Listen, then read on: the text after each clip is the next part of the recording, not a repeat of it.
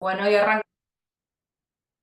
Me presento rápidamente. Yo, bueno, como mi acento no lo puede disimular, estoy en California, hace 20 años que vivo en California, pero soy de Argentina.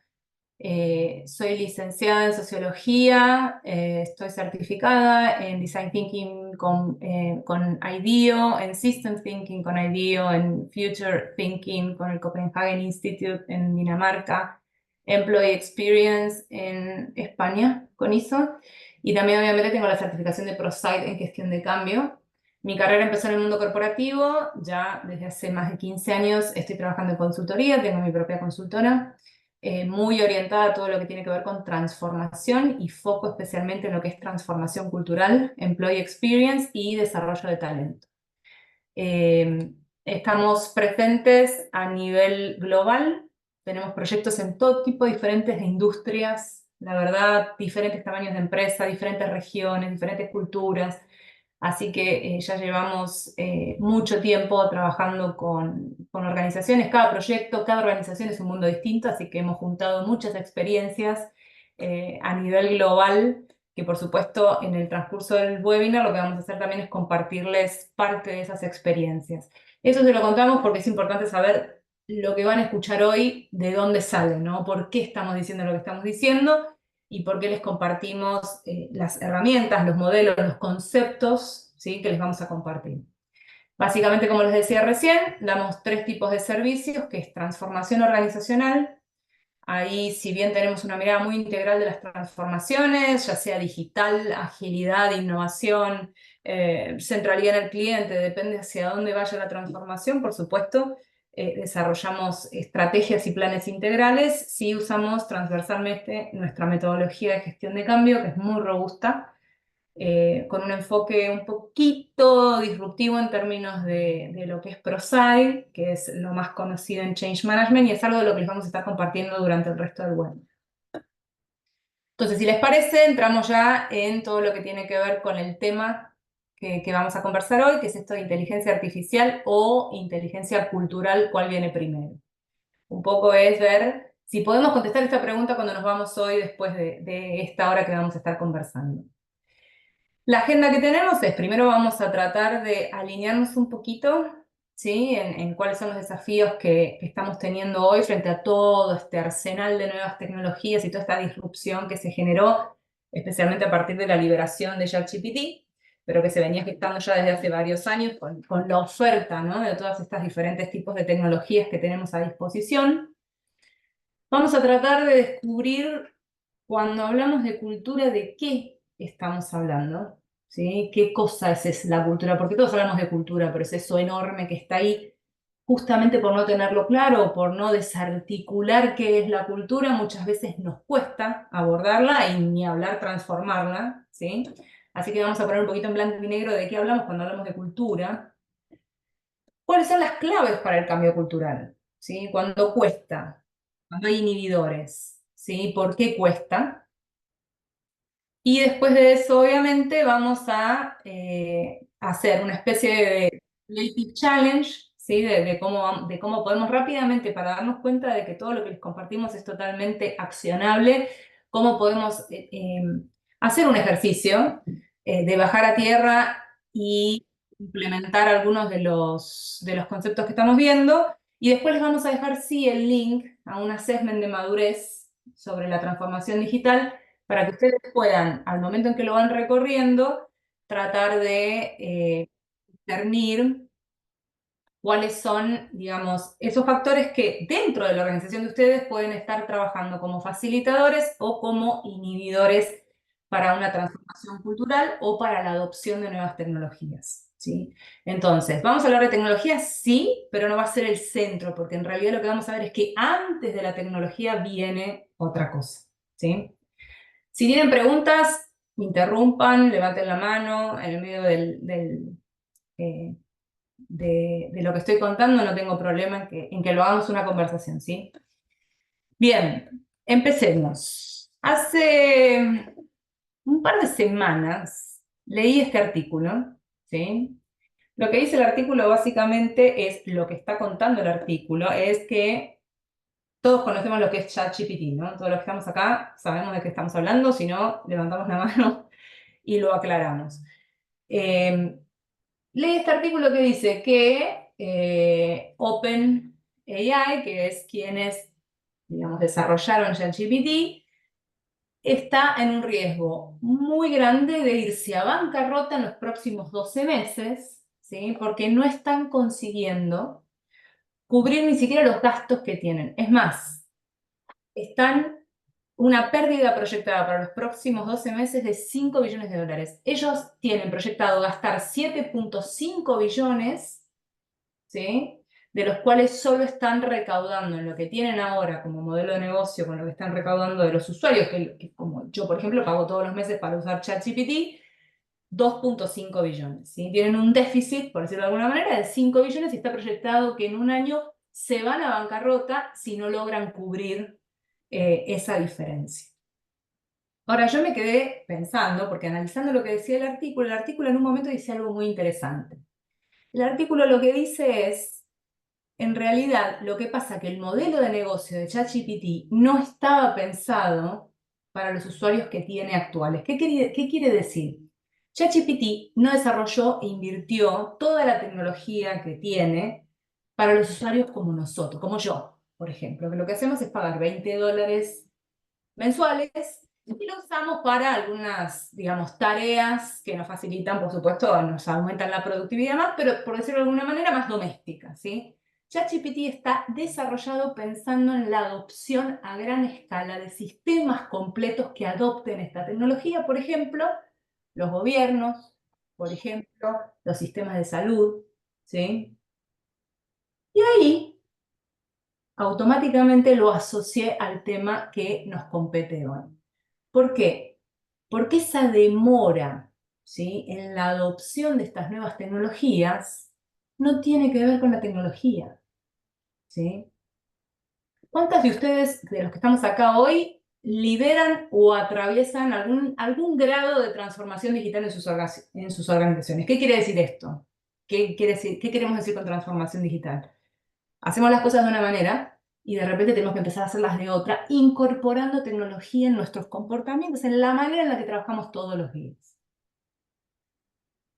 De lo que nosotros trabajamos, con los clientes que trabajamos, con las empresas que tenemos contacto, con las propuestas que nos piden cada día, el 99,9% de las organizaciones están en mayor o menor medida atravesando algún grado de transformación digital en sus organizaciones, ¿sí? De diferente nivel, con diferentes tipos. Lo de la inteligencia artificial hizo una disrupción muy grande, porque obviamente implica todo un nuevo universo de oportunidades para las empresas. Pero, ¿qué nos pasa? A ver si alguno de ustedes me puede decir, ¿qué pasa cuando queremos empezar a cambiar la manera en la que trabajamos o cuando empezamos a querer integrar nuevas tecnologías en la organización? ¿Qué pasa generalmente? Uno que abra el micrófono y nos cuente.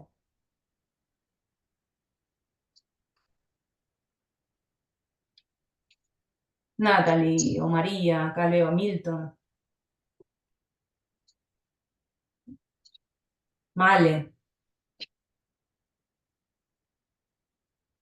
¿Qué pasa al momento de querer incorporar nuevas tecnologías? ¿Qué pasa generalmente? Hay resistencia, Caro. Hola, Caro, ¿cómo estás? Hola, Male. Resistencias, ¿de qué tipo? ¿Cómo se evidencian estas resistencias? Por ejemplo, nosotros implementamos un nuevo sistema, obviamente digital, y la gente, o sea, las personas en la empresa seguían utilizando la forma como tradicionalmente trabajaban, ¿no? Y no es que sea más práctico o no, sino que simplemente no se adaptaban al inicio de cómo manejar los sistemas, ¿no? Porque lo hacían como antes. Ujú. Exactamente. Bueno, a ver, cuando empezamos a querer cambiar la manera en la que trabajamos, cuando empezamos a querer transformarnos digitalmente o incorporar nuevas tecnologías, aparecen barreras y esas barreras no tienen que ver con la tecnología, tienen que ver con esto que llamamos cultura, ¿sí? ¿Y por qué la cultura se interpone en el camino? ¿Por qué pasa eso? Les voy a contar dos ejemplos, ¿sí? Que no tienen directamente que ver con la tecnología, pero para que empezamos a entender el concepto. Cinturón de seguridad. Todos nos subimos al auto hoy y automáticamente, y cuando digo automáticamente es real, no lo pensamos. ¿Qué hacemos? Nos ponemos el cinturón de seguridad. Ahora, a principios de los 80, por lo menos acá en Estados Unidos, esto no era normal. A principios de los 80 la gente todavía no usaba el cinturón de seguridad. Los cinturones de seguridad venían en el auto, pero la gente no solo no lo usaba, sino que ni siquiera era obligatorio. Dentro de las leyes de tránsito no era obligatorio usar el cinturón de seguridad. En 1984, el estado de Nueva York es el primer estado que aprueba una ley que vuelve obligatorio el uso del cinturón de seguridad. Obviamente, atrás de esta ley había un montón de datos y de evidencias que lo hacían algo necesario, porque tenés el 50% de probabilidades más de salvarte en un choque si estás usando el cinturón de seguridad que si no lo estás usando. Por supuesto, fueron atrás de todos los números y de todas las estadísticas que había de personas lastimadas, fallecidas dentro de accidentes de seguridad y cómo el cinturón de seguridad lo podría haber evitado. Frente a todo este panorama, volvieron obligatorio el uso del cinturón de seguridad. ¿Qué pasó? Marchas, asociaciones, agrupaciones que se formaron en contra del uso obligatorio del cinturón de seguridad. Es más, hubo movimientos sociales, de estos como los challenges de TikTok, que serían hoy, donde la gente cortaba el cinturón de seguridad en el auto. ¿Saben cuánto tiempo Estados Unidos, porque después esto se fue replicando en el resto de los estados, ¿saben en cuánto tiempo Estados Unidos consideró que la adopción del cinturón de seguridad era ya un hecho real en Estados Unidos? Tiren un número. ¿Cuántos años?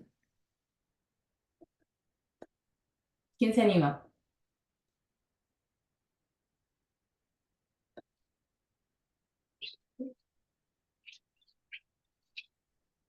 ¿Nadie? 10. 10 años, vale, le pegaste justo.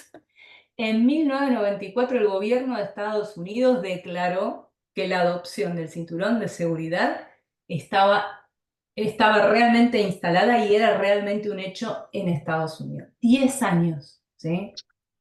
Otro caso que lo vivimos todos hace muy poquitito, el uso del barbijo. ¿Cómo se le dice al barbijo en Perú? Nosotros en Argentina le decimos barbijo, pero sé que en México le dicen tapabocas.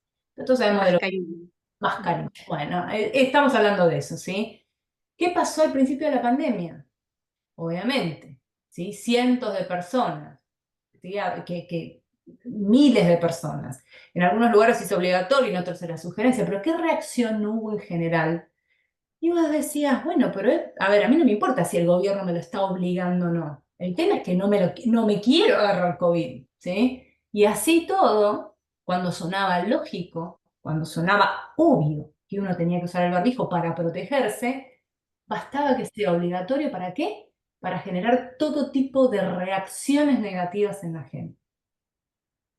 ¿Y qué pasa con las nuevas tecnologías? Cuando nosotros decimos, señores, vamos a poner una nueva plataforma, vamos a incorporar inteligencia artificial te va a ayudar a ser 60 veces más productivo de lo que sos hoy, ¿sí? Entre otras virtudes, vamos a automatizar todas esas tareas pesadas que haces que no te gustan, que te tormentan, te torturan todos los días, van a estar automatizadas, vamos a mejorar cómo tomamos las decisiones, vamos a tener más datos, vas a entender lo que está pasando, vamos a poder personalizar tu experiencia como empleado y la de los clientes, tantos beneficios, ¿sí? Que les contamos a la gente que va a pasar, que le compartimos a nuestros colaboradores todo lo mágico que va a ser a partir de la incorporación de la tecnología y qué recibimos a cambio.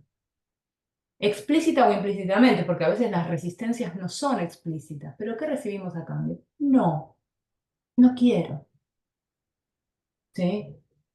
Y acá volvemos a lo mismo. ¿Por qué nos pasa esto? ¿Por qué sucede esto que Male decía que llamamos resistencia? Después vamos a ver un poquitito mejor la palabra concreta. Acá aparece la cultura, ¿sí? Como decíamos recién. Hay un tema cultural que nos está impidiendo poder integrar o que la gente adopte esta nueva forma de trabajar, o que la gente tenga ganas de aprender, ¿sí? Cómo usar esta nueva tecnología. O peor, o mejor, es mejor dicho, que la gente identifique oportunidades donde nosotros podemos mejorar si implementamos tecnología. ¿Por qué? Porque muchas veces no estamos buscando solamente la reacción de adoptar. A veces lo que queremos es tener empleados que estén permanentemente atentos a la mejora continua y que nos digan, se me ocurrió una cosa, podemos implementar inteligencia artificial acá y podemos lograr, bueno, ¿qué pasa con la cultura? ¿Por qué no es la tecnología el problema, sino que aparecen estos inhibidores que siempre hablamos de cultura, ¿no? Como decíamos antes, esta palabra inmensa que muchas veces hablamos y no entendemos bien qué es, ¿sí? O cómo darle forma. ¿Ustedes siguen viendo mi pantalla? Sí. Ah, porque pensé que en un momento se había... Bueno, ¿les parece que definamos la cultura entonces? Así la empezamos a desarticular y entendemos bien de qué hablamos cuando hablamos de cultura. ¿Por qué? Porque no la podemos cambiar si no la entendemos. Y empecemos por lo básico. Entonces, les traje varias definiciones de cultura. Algunas son más divertidas, otras son más, digamos, eh, no sé, descriptivas o hacen analogías con cómo nos sentimos y demás. Y al final tenemos la conceptual, la que usamos nosotros por lo menos desde Muta, que es la base de todo nuestro modelo de gestión de cambio que usamos al momento de transformar las organizaciones, ¿sí? Primero, un dato interesante para empezar a entrar en tema, cultura. ¿Saben de dónde viene la palabra? La etimología de la palabra, del latín cultus, que significa ¿qué? Cuidar, ¿sí? Esto ya es un dato, ¿sí? Hay otra definición, ¿sí? Que es muy descriptiva, ¿sí? Que tiene que ver con, es cómo los empleados se sienten en sus corazones y en sus estómagos el lunes a la mañana o el domingo a la noche, ¿sí? Tiene que ver con eso, cómo se sienten los empleados al momento en que saben que tienen que llegar a la organización. Hay otra que me encanta, que es graciosa, pero no es, digamos, es graciosa, pero es en serio, ¿sí? Que es lo que la gente hace, y acá la palabra clave es hace, cuando no están contestando encuestas. ¿Qué quiere decir esto? A mí me encantó, porque muchas veces tratamos de capturar cuál es nuestra cultura solamente a través de encuestas, y tiene razón, en realidad es lo que la gente hace permanentemente todos los días. Pero la palabra clave de esta definición y con la que nos vamos a quedar es con hace. ¿Sí? ¿Por qué? Porque la cultura está directamente asociada a la manera en que nos comportamos. O mejor dicho, la cultura es, los comportamientos son la evidencia de la cultura que tenemos. ¿Qué definición usamos técnica, conceptual nosotros como cultura? La cultura es el conjunto de creencias, valores, políticas, reglas, protocolos, y acá viene la parte más interesante, escritos y no escritos, ¿sí? Formales e informales, que determinan lo que se hace o no en una organización, que básicamente determinan cómo la gente se comporta en una organización. Y esto de no escritos e informales está resaltado porque la cultura no es lo que dice nuestro manual, ¿sí? De comportamientos. La cultura es lo que realmente pasa todos los días en nuestra organización, presencial o virtualmente, ¿sí? Es como la gente se siente, es como la gente actúa, ¿sí?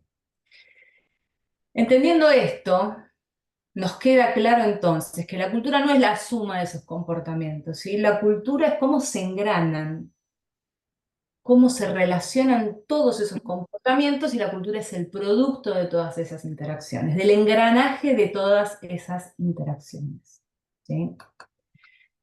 Dicho esto, ¿sí? Lo que tenemos que pensar es, obviamente, cada cultura viene con su propio set de expectativas, estándares, demandas, ¿sí? Es lo que vemos y lo que no es tan evidente, ¿sí? Entonces tenemos que usar determinadas metodologías o cosas para poder entenderla, ¿sí? Para entender realmente cuáles son las creencias que están instaladas en mi organización, que la gente después no quiere cambiar, ¿sí? qué comportamientos están tan arraigados que la gente no los puede cambiar y por qué no los quiere cambiar, ¿sí? Todas estas cosas son las que tenemos que descubrir al momento de decir, bueno, queremos transformar la manera en la que trabajamos. Bueno, lo primero que tenemos que hacer es salir y entender cómo es nuestra cultura, ¿sí? Y ojo, lo vuelvo a decir porque lo dije al principio, todas las organizaciones tienen su propia cultura, ¿sí? No hay una organización que sea igual que otra, ¿ok? Pero bueno, ¿la cultura qué es? La punta del iceberg, ¿sí? ¿Cómo hacemos las cosas acá? Esto es lo que definimos como cultura. Ahora, abajo de la cultura vienen otras cosas, vamos a verlas. Hay una parte de la cultura que es la visible, lo que se ve, que son los hábitos y los comportamientos. ¿Por qué separamos hábitos de comportamiento? Los comportamientos son las acciones concretas, ¿sí? Lo que hacemos o no hacemos, ¿sí? Que digamos, se va desarrollando todos los días. Ahora, ¿cuál es la diferencia con el hábito? ¿Se acuerdan cuando hablaba del cinturón de seguridad recién que dije, bueno, ni siquiera lo pensamos y subimos al auto y lo primero que hacemos es ponernos el cinturón de seguridad? Eso es un hábito. ¿Por qué es diferente diferenciar comportamientos de hábitos? Porque cuando yo estoy intentando cambiar comportamientos en una organización, por ejemplo, que empiecen a adoptar el uso de una nueva plataforma o el uso de la inteligencia artificial, ¿sí? Generalmente, ¿qué pasa? Yo hago un proyecto de implementación, hago un curso, y la gente en ese momento se comporta de otra manera. Ahora, de ahí a que eso se transforme en un hábito, que se transforma consistentemente y automáticamente en la manera en que la gente hace las cosas, hay un gap, hay una brecha, que hay que trabajar con gestión de cambio. Entonces es importante entender que nosotros no queremos esos comportamientos de manera intermitente, aleatoria o mientras dura el proyecto. Lo que queremos es que esos comportamientos se transformen en hábitos. Cuando hablamos de transformación cultural, ¿cuándo podemos decir que una organización realmente se transformó? Cuando esa nueva manera de trabajar es un hábito, no solamente un comportamiento. ¿Sí? ¿Hasta acá me siguen? Si no, me paran y hacen preguntas. ¿Sí? Ahora, ¿qué pasa? Abajo de los hábitos, los comportamientos y la cultura, que es todo esto que vemos, y acá cuidado, hay cosas que no se ven que determinan cómo nos vamos a comportar. Y esas cosas son tres cosas que hay que tener en cuenta al momento de cualquier cambio o de cualquier implementación de tecnología. Las creencias, las motivaciones y las emociones. Estas tres cosas son las que nos van a definir cómo la gente se comporta. Es lo que a la gente la hace actuar de determinada manera. Cuando nosotros vamos a implementar un cambio, tenemos que entender cuáles son las creencias instaladas, qué es lo que realmente va a motivar a la gente y qué emociones tiene hoy la gente frente a ese cambio, qué siente la gente frente a ese cambio. ¿Está asustada? ¿Tiene miedo? ¿Siente que pierde control? ¿Está disgustado? ¿Está contento? ¿Está emocionado? No solamente tienen que ser negativas. También tenemos generalmente agentes de cambio que tienen emociones positivas, ¿sí? Entonces, para entender estas tres cosas que son, la primera, vamos a empezar a bucear un poquito, ¿qué son las creencias? Y bueno, son todas esas convicciones profundamente arraigadas, ¿sí? Que van a influir cómo entiendo al mundo, ¿sí? Por ejemplo, en una organización donde cuando nosotros hacemos el diagnóstico de cultura y dicen, no, igual este proyecto es otro más de moda, esto ya lo vimos 500 veces, vienen con un proyecto y después al final no pasa nada. Bueno, ¿qué cambio, qué esfuerzo va a hacer esa persona para cambiar si la creencia instalada en la organización es que los proyectos son modas con los cuales después no cambia absolutamente nada? ¿Sí? Nosotros tenemos que mostrar que esta vez es diferente. Eso es lo primero que vamos a tener que hacer desde la gestión de cambio cuando nos damos cuenta que esto es lo que nos encontramos como creencia instalada. Bien, las motivaciones. ¿Qué son las motivaciones? Son todos esos factores internos que nos van a impulsar a actuar o no de una manera. Básicamente, el cambio que me están proponiendo, la adopción de estas tecnologías, ¿vale la pena? ¿Vale la pena mi esfuerzo? ¿Vale la pena toda la energía que tengo que poner en aprender a hacer lo que hago todos los días de una manera diferente? ¿Sí? ¿Qué motiva a la gente? ¿Dónde está? ¿Dónde les tocamos la fibra para que esa gente quiera cambiar, quiera adoptar nueva tecnología, quiera estar atenta si con la inteligencia artificial podemos hacer cosas nuevas? Y la última tiene que ver con las emociones, muchas veces desestimadas en el mundo corporativo, digamos la verdad, ¿sí? Ay, no, pero acá venimos a trabajar, las emociones tienen que quedar de la puerta para afuera. Si realmente somos profesionales, las emociones no pueden cruzarse en nuestro camino. Bueno, eso es una ilusión, ¿sí? Lamentablemente, por más racionales que nos creamos que somos, o por más que querramos dejar las emociones nuestras y las de nuestro equipo y las de nuestros colaboradores afuera, las emociones se infiltran permanentemente en todo lo que hacemos, ¿sí? Desde las decisiones hasta la manera en la que interactuamos en un equipo, cómo percibimos la realidad, ¿sí? Entonces, las emociones, ¿qué son? Las reacciones afectivas que se potencian, ¿sí? O se inhiben y activan ciertos ¿Vamos? comportamientos, ¿ok? Bien, ¿hasta acá me siguen? Si no, ¿Es happy?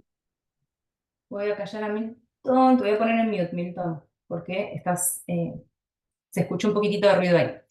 Entonces, ¿qué queremos decir esto? Cuando nosotros queremos cambiar la manera en la que trabajamos, queremos que la gente adopte nuevas tecnologías, que proponga cómo usar nuevas tecnologías, básicamente lo que estamos haciendo es tratar de cambiar viejos hábitos, y eso es complicado, ¿sí? Eso no es fácil.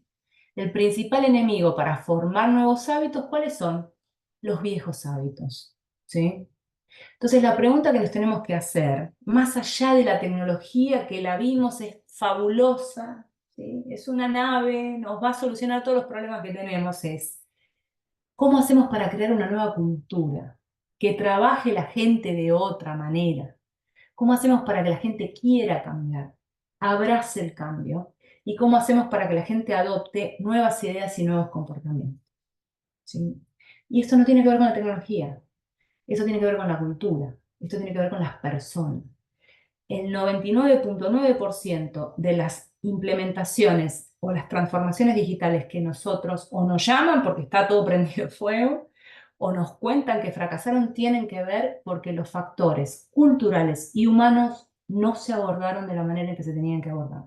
No tiene que ver con la tecnología era impecable, ¿sí? Ahora, en ningún momento se abordó esta parte de la manera en que tenía que ser, ¿sí?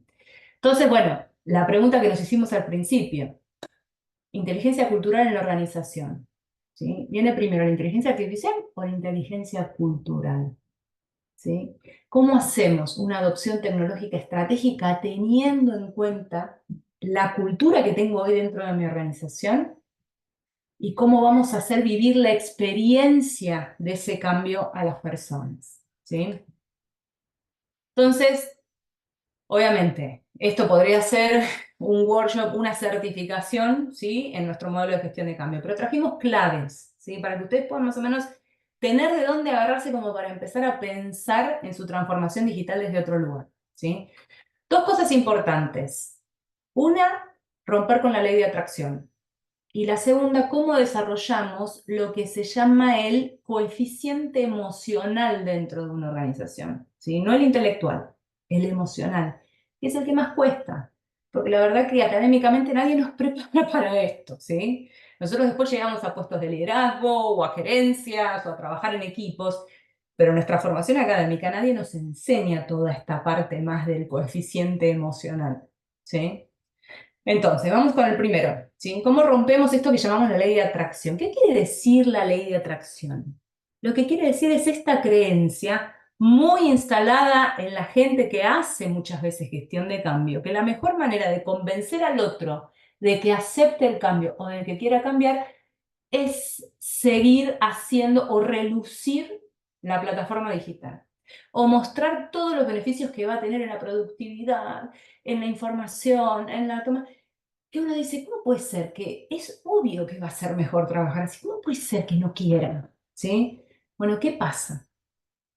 Ahí aparece esto de que hay un libro, si quieren que después también se los puedo recomendar, de este approach que lo llaman el fuel, que en inglés quiere decir gasolina, ¿sí? Cómo seguimos inflando, por decirlo de alguna manera, las características del cambio, que obviamente tienen que ser atractivas, ¿no? Porque obviamente tenemos que cambiar para mejor, Que hay que contar los beneficios de la nueva tecnología, sí hay que hacerlo, pero ojo, quizás nos estamos olvidando de la fricción que hay alrededor, de esas fuerzas invisibles que están haciendo que la gente no acepte el cambio.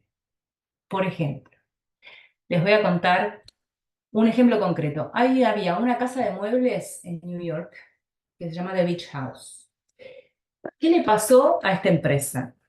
Ellos se daban cuenta, ellos lo que ofrecían era la customización de sus sofás. ¿Qué quiere decir esto? Vos entrabas al website o ibas a alguno de sus negocios y vos podías hacerte el sofá de tus sueños, ¿sí?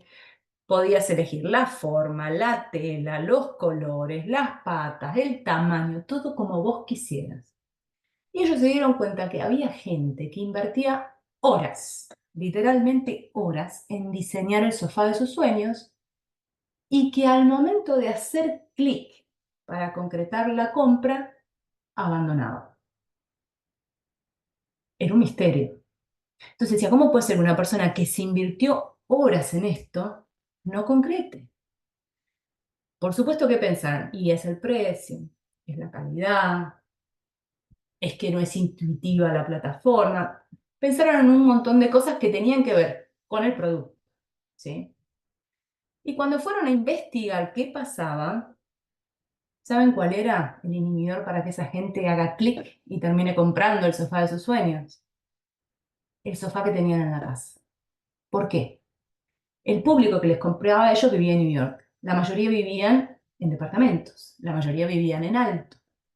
Y era tal el esfuerzo, en todo sentido, de plata, de recursos, de tiempo, de tratar de ver cómo sacaban el otro sillón que tenían, que en el momento de la compra decidían que lo mejor era no valía el esfuerzo.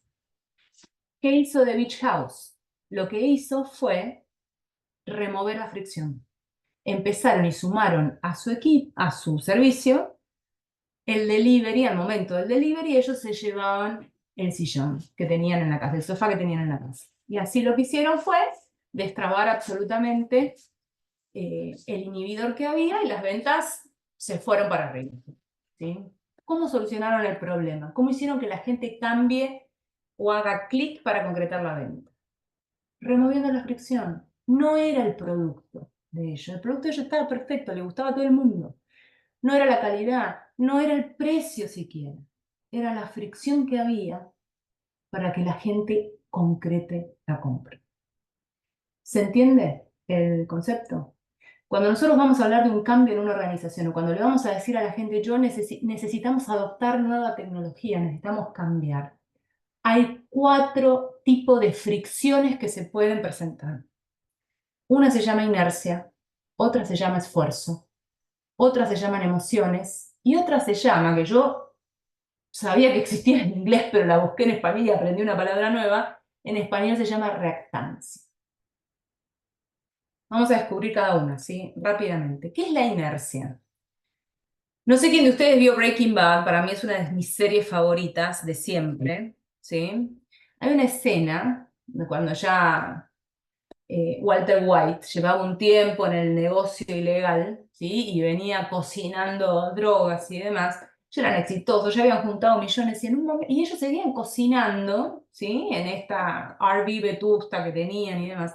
Y en un momento Jesse lo mira a Walter White y le dice, ¿por qué seguimos cocinando en esta RV horrible? Y Walter White lo mira y le dice, ¿inercia? Bueno, esa es la inercia. Cuando nosotros queremos instalar un cambio, muchas veces aparece ese. Es el deseo poderoso de mantenernos firmes en donde ya sabemos, en donde ya estamos, en lo que ya conocemos, aunque sabemos que tiene limitaciones, aunque sabemos que no es lo mejor. Igual nos queremos quedar ahí. ¿Es un cambio radical o un simple ajuste o alteración de lo que ya hacemos? ¿Con cuánta inercia mi cambio está luchando? ¿Qué nivel de fricción de inercia tengo? ¿Sí? De la gente o de los colaboradores al momento de proponer el cambio. El segundo es el esfuerzo. Bueno, todos, la imagen lo dice todo. Vemos una escalera, vemos un ascensor, ¿por dónde vamos? Bueno, el humano naturalmente tiende a la ley del menor esfuerzo. ¿Sí? ¿Qué queremos decir con esto? La energía que necesitamos, que puede ser real o percibida, ¿sí? Porque a veces no es tanto, pero lo percibimos como un mundo, para hacer que el cambio sea, ¿cuánta energía tengo que ponerle a esto? No, no quiero. La verdad, no quiero. Prefiero quedarme donde estoy. ¿Sí? ¿Qué tan difícil le estamos haciendo el cambio a la gente? O, al revés, ¿qué tan fácil se lo podemos hacer? Sería la pregunta que nos tenemos que hacer.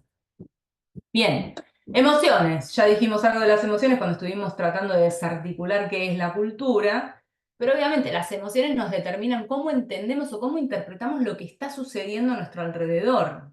¿Sí? Tiene que ver con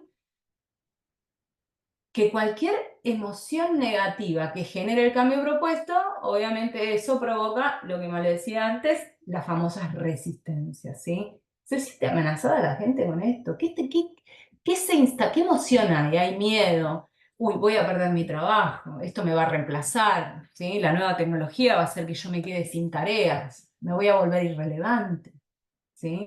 Cuando nosotros queremos proponer el cambio, ¿cómo vamos a hacer que la gente entienda que el cambio probablemente lo que va a hacer es aumentar su potencial y su capacidad y no su reemplazo? Hay tantas cosas que tenemos que tener en cuenta al momento de proponer nuevas tecnologías. Pero lo que tenemos que saber al momento de gestionar el cambio es que cualquier cambio es 90% emocional, 10% racional. Y acá vuelvo a lo mismo, ¿sí? Qué difícil. Si fuera todo racional, qué fácil sería, ¿sí? El tema es que muchas veces hacemos gestión de cambio y cuando hacemos gestión de cambio lo que estamos haciendo es considerar que todo el mundo va a actuar, va a pensar y va a decidir racionalmente. Y nos estamos olvidando que la mayoría de las veces esos comportamientos están basados en las emocionalidades, ¿sí? Si nosotros no lo vemos, si nosotros suprimimos eso, pensando que no va a pasar, la mayoría de las veces va a suceder que no vamos a ser exitosos en lo que estamos haciendo desde la gestión de cambio, ¿sí? Y acá aparece lo que decía Male al principio, las famosas resistencias. ¿Qué tenemos que entender? Las resistencias son el síntoma, ¿sí? Las resistencias es lo que vemos. Atrás de esa resistencia hay una causa real. Yo entiendo que es complicado. Cuando nosotros estamos a cargo de implementar un cambio, muchas veces nos frustramos con la gente resistente. Nos agarra mucha frustración, nos enojamos con la gente que resiste, ¿sí? Lo peor que podemos hacer es no escucharlos. ¿Por qué? Porque realmente la gente que resiste tiene un punto, ¿sí? Que nosotros tenemos que tener en cuenta y tenemos que ver qué pasa ahí atrás de la resistencia. Porque la resistencia, atrás de eso hay una causa raíz. Y nosotros no vamos a poder gestionar la resistencia de una persona si no entendemos por qué resiste. Hay muchos modelos de gestión de cambio que lo que te hacen es decir, bueno, verde, rojo o amarillo. Agarran los grupos de interés o los stakeholders o agarran a ciertas personas claves del cambio y te ponen rojo, resiste, verde, está a favor, amarillo no sabemos. O más o menos, a veces está a favor, a veces está en contra. Bueno, eso está buenísimo. Ahora, ¿qué pasa? Si yo no sé por qué, no voy a poder abordarlo desde la gestión de cambio. Si yo no sé si está resistiendo porque siente que va a perder control, o porque tiene miedo, o porque no, o porque no le ve el beneficio, ¿sí? Pueden ser determinadas cosas. Yo necesito entender por qué para diseñar acciones personalizadas para remover esa resistencia. No me alcanza con entender que resiste, ¿sí? Tengo que ir un poquito más profundo. Y la última fricción que podemos encontrar es la famosa reactancia, estas que les dije recién. ¿Qué es? Es la necesidad de la libertad de elección. ¿Vieron cuando vimos las reacciones que había tenido la gente cuando se hizo obligatorio el uso del cinturón de seguridad o cuando en la pandemia se hacía obligatorio el uso del barbijo y la gente reaccionaba y nosotros decíamos, bueno, pero ¿cómo puede ser si es para salvar tu vida? Y a la gente igual le molestaba, le irritaba que sea obligatorio. Bueno, la reactancia es eso, es el impulso de resistirse a ser cambiado. No hay nada peor que podamos hacer en un proceso de transformación digital o de transformación de cualquier tipo en una organización que la gente se sienta obligada a cambiar o que en ningún momento la hagamos parte del proceso del cambio. ¿Qué quiere decir esto? Muchas veces que hay que cambiar no lo podemos decidir. ¿sí? Seamos honestos. No todo el mundo puede decidir en la organización, ay, sí el cambio o no el cambio. No, hay que cambiar, ¿sí? Hay que ayornarse, hay que adoptar nuevas tecnologías, hay que hacerlo, ¿sí? Ahora, el cómo puede ser una buena oportunidad para sumar gente a pensar cómo podemos hacerlo y hacer que esta fricción llamada reactancia no necesariamente se manifieste en la mayoría de las personas. Entonces, las preguntas que nos tenemos que hacer como gestores de cambios es, ¿hicimos a la gente parte del proceso? ¿La gente se siente presionada para cambiar o entiende al cambio como algo propio? ¿Sí? Bien. Y lo segundo que les traemos es esto de cómo desarrollamos el coeficiente emocional. ¿Qué es el coeficiente emocional? Es esa capacidad de reconocer, comprender y gestionar nuestras emociones y las de los demás. ¿Sí? Y esto, vuelvo a decir, en el mundo corporativo o en el mundo de los negocios, hablar de emociones es un territorio, o sea, raro todavía, ¿sí? Y resulta que al final nos terminamos dando cuenta que es relevante, ¿sí? Para cualquier modelo de gestión, para cualquier liderazgo, para cualquier equipo, ¿sí? Que esto se tenga en cuenta. Entonces, a nivel individual, obviamente, tiene que ver con la autoconciencia y la autogestión.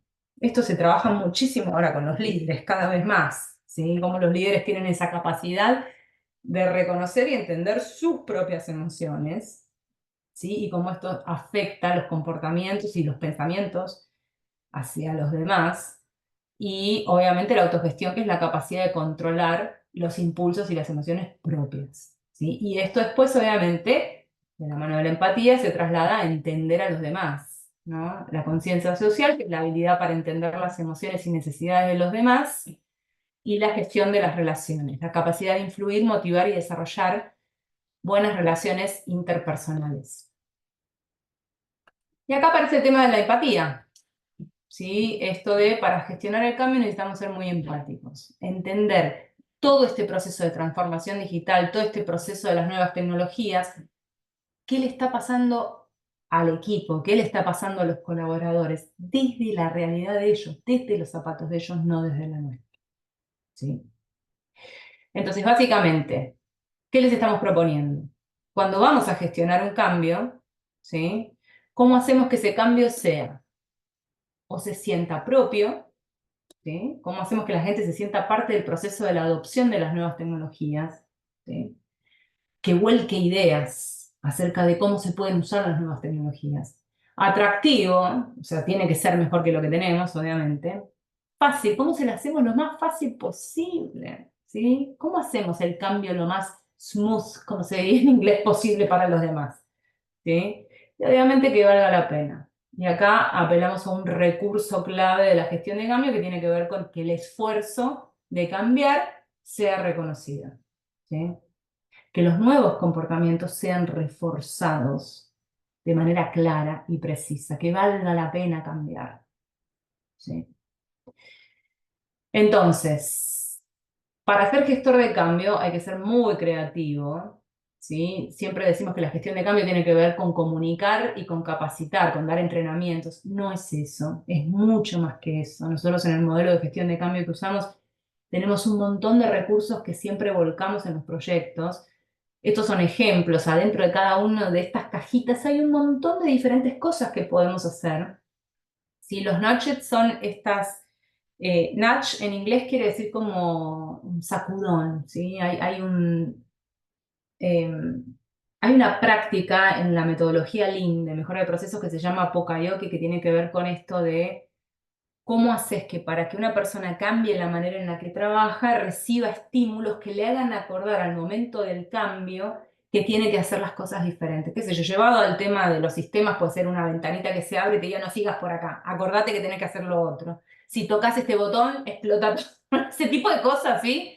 Bueno, esos son los nudges, ¿sí? Que se pueden trasladar a un montón de diferentes tipos de cosas. Pueden ser una cartelera, puede ser un screen de pantalla, pueden ser muchas cosas que podemos integrar al momento del cambio para que la gente empiece a ganar el hábito. ¿Sí? ¿Se acuerdan cuando decíamos que de comportamiento y hábito hay un abismo? Bueno, ¿cómo hacemos para que la gente empiece a incorporar esos hábitos? Todo tipo de eventos, generar rituales, símbolos, El coaching y el mentoring es clave. Nosotros no podemos pretender que una persona después de 8 horas de capacitación ya adopte la nueva tecnología, ya sepa cómo tiene que hacer las cosas, ¿sí?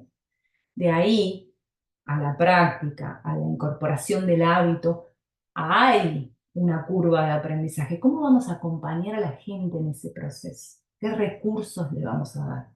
¿Sí?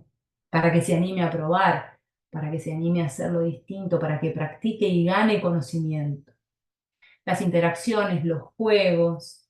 Y están los multiplicadores, que son los típicos agentes de cambio, los embajadores de la transformación digital, aquellos que son los influencers, ¿sí? Para decirlo más en términos más modernos, ¿sí? Como los influencers de esta transformación, los exponentes de las buenas prácticas, los early adopters, como se llama en tecnología y demás. Pero bueno, ¿cuál es el bottom line de esto? Pues se pueden generar un montón de recursos y activadores. Seguramente en la práctica a ustedes, estimulados por todo esto, se les ocurran creativamente un montón de cosas. Pero lo que queremos decir es, para ser gestor de cambio, para lograr una transformación digital y para que lograr que la gente realmente adopte nuevas tecnologías, tenemos que ser muy creativos, muy creativos. Obviamente, apoyarnos en la metodología, pero ser sumamente creativos en la manera en que nosotros vamos a remover esas fricciones y vamos a lograr que la gente cambie su manera de ser, ¿sí? O su manera de trabajar en la organización. Entonces, mañana que van a recibir un correo con el video, por si se lo quieren compartir a alguien que les parece que le va a agregar valor la charla, nosotros les dejamos, ¿sí? Y también lo van a recibir también lo van a recibir en el correo que van a recibir mañana. Hay un assessment, una evaluación para que ustedes midan qué tan preparados están eh, para la transformación digital en sus organizaciones, ¿sí?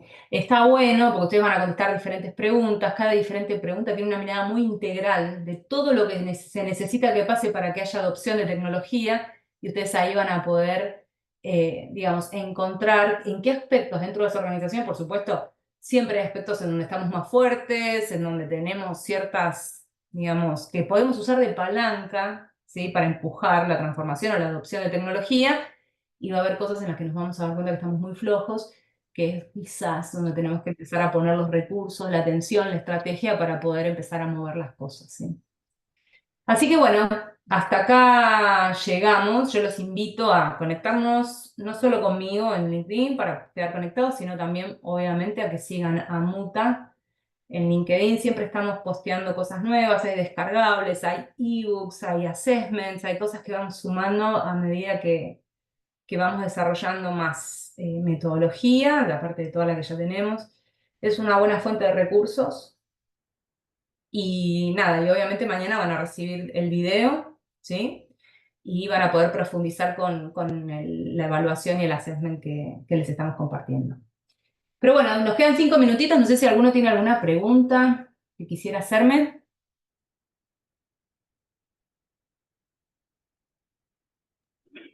Hola, ¿qué tal? Bien, ¿Cómo estás? Disculpa, bien. llegué tarde a tu charla, pero mañana me pongo al día. Solo una consulta, un comentario, que a veces yo siempre me pongo a pensar con esta transformación digital, y creo que a veces, no sé qué opinas tú, que a veces hay un vicio, yo me doy cuenta que a veces pensamos que las nuevas tecnologías son plug and play, o sea, uno viene, la enchufa y ya todo funciona, ¿no? Entonces es interesante lo que todas bueno, y veo que es una encuesta de madurez, de preparación. Eh, no sé qué opinas, a veces, ¿no crees que se falla a veces en preparar a la organización para cualquier cambio, ya sea digital o que sea?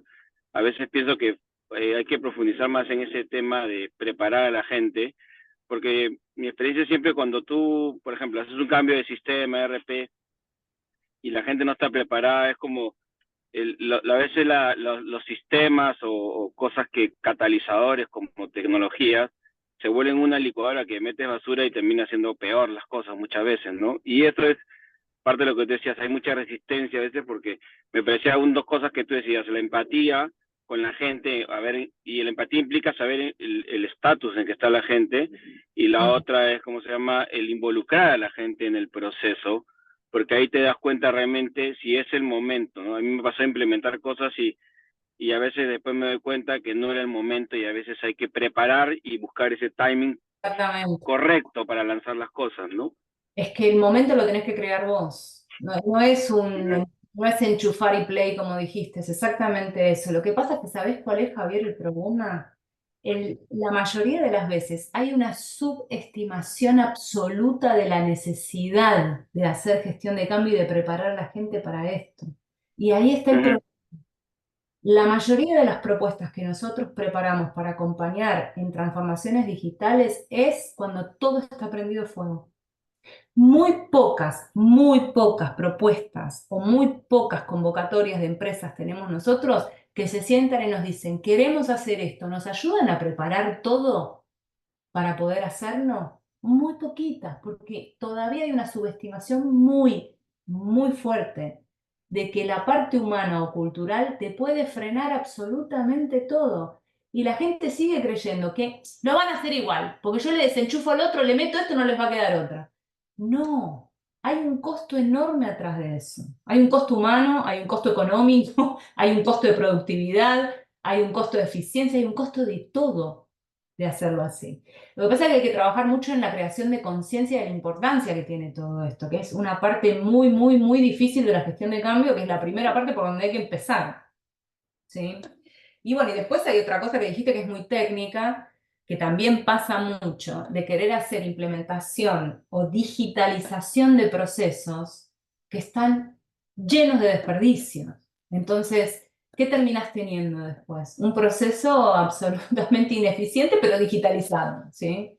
Entonces, hay varios aspectos que hay que abordar antes de implementar tecnología, para que eso después realmente sea un éxito, ¿no? sí, claro, y como tú dices, a veces como líderes, como cuando gerenciamos empresas, nos olvidamos o no queremos darnos cuenta la madurez de la compañía, el timing en que está, y como tú dices, preparar el proceso de manera inteligente, porque, digamos, puedes invertir muchos millones de dólares en lo que quieras, pero la gente es lo que termina siendo el freno muchas veces, ¿no? Exactamente, exactamente. Y con un costo también, Interesante. el costo, como decía recién, también tiene que ver con la motivación de la gente. Hay muchas veces que las implementaciones no suceden o hay muchas resistencias, porque la gente viene muy dolida con fantasmas de proyectos anteriores que fueron un desastre, donde la pasaron tan mal, que vos venís con otra propuesta y no quieren saber absolutamente nada. Y tiene lógica, porque yo tampoco quisiera saber, cuando yo hago las entrevistas de cultura y me cuentan la historia, yo digo, yo tampoco quisiera saber nada, ¿sí? Entonces, bueno, pero hay tantos aspectos que abordar. Es posible, es totalmente posible, lo único que hay que hacer es que hacerlo bien. Es lo único que hay que hacer, ¿sí? Y después Sí. sí, obviamente se va dando, ¿no? Con estructura, con monitoreo, con un montón de cosas, teniendo siempre en cuenta e intencionalmente ir diseñando la experiencia de las personas en el proceso. Ujú, interesante. Ok, Pero bueno, gracias. pues, podemos profundizar, Javier, cuando quieras. Ok, te agradezco. Buenísimo. Bueno, ya nos pasamos de tiempo, así que lo que hacemos es, si tienen más preguntas, no tengo problema, que me escriban. Ustedes en la invitación de hoy tienen mi correo. Pueden escribirme, yo feliz de seguir conversando con cada uno de ustedes. ¿Sí? Bueno, les mando un abrazo a todos, que tengan buena noche. Y Gracias, Carolina. Gracias, gracias por el tiempo. un Gracias. abrazo. Chao, Chao. chao. Chao. Gracias.